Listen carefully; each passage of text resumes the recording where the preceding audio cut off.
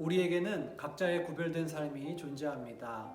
함께 신앙생활을 하는 한몸된 공동체이지만 동시에 우리는 각자의 분리된 삶의 영역이 존재합니다. 각자 다니는 학교, 또 반, 친구들이 다르며 또한 각자의 집이 다릅니다. 그렇게 우리 각자는 서로가 구별되어 있습니다. 이 구별된 우리의 삶은 우리에게 정체성을 부여합니다. 구별된 삶이 존재하기 때문에 너와 내가 다르고 각자가 특별한 존재로 여겨지는 것입니다.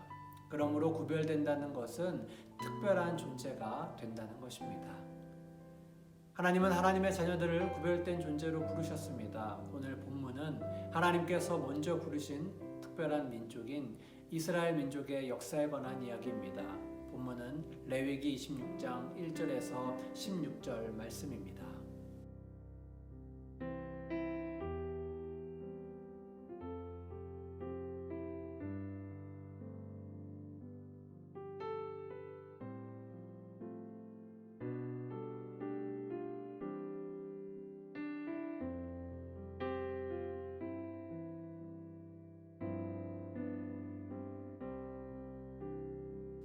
하나님께서는 이스라엘 민족을 하나님의 특별한 민족으로 선택하셨습니다.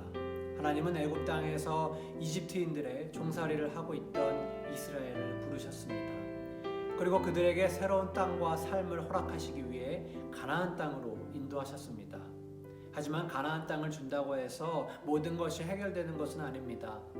가나안 땅을 주셨음에도 불구하고 이스라엘 백성들이 하나님을 무시한다면, 하나님이 아닌 다른 신을 섬긴다면 이스라엘은 하나님의 자녀로서의 정체성을 포기하게 되는 것이었습니다.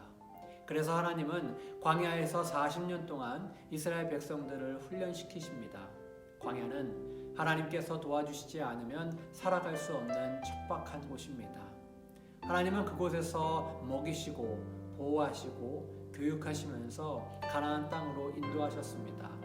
본문은 가나안으로 가기에 앞서서 이스라엘 백성들이 지켜야 할 규칙과 규범을 교육하신 하나님의 가르침입니다.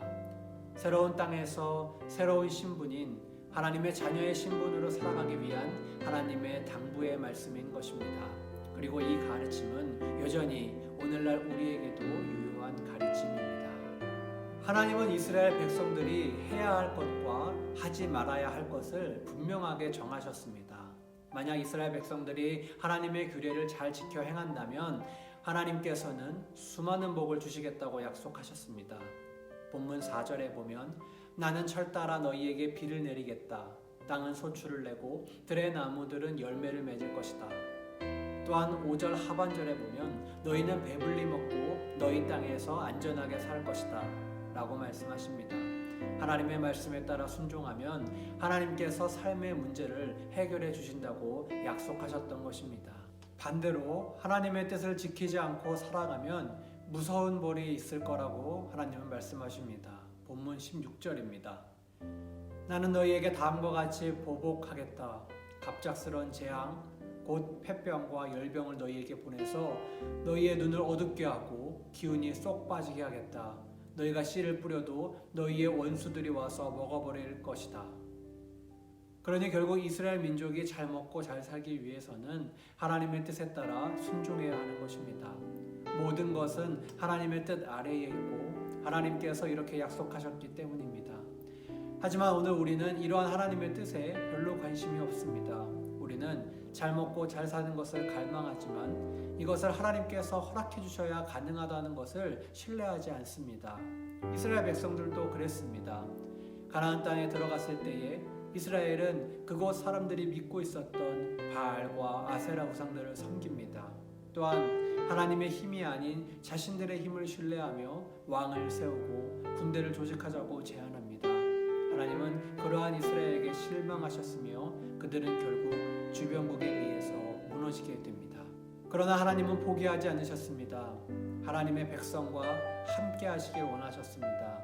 나라는 멸망했지만 다시 회복의 길로 인도하셨습니다.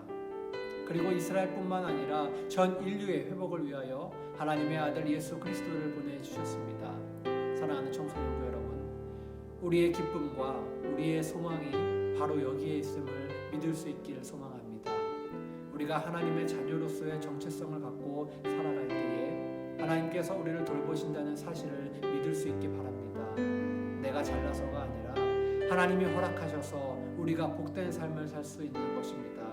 다시금 우리의 삶 전체를 인도하시는 분은 내가 아니라 하나님이심을 고백하며 하나님께 순종함으로 나아가는 저와 여러분 될 수 있기를 주님의 이름으로 부탁을 드립니다. 이번 주 성경 필사자는 우리 다솜이입니다. 말씀을 쓰면서 또 묵상하면서 그 말씀이 가슴에 새겨질 수 있기를 소망합니다.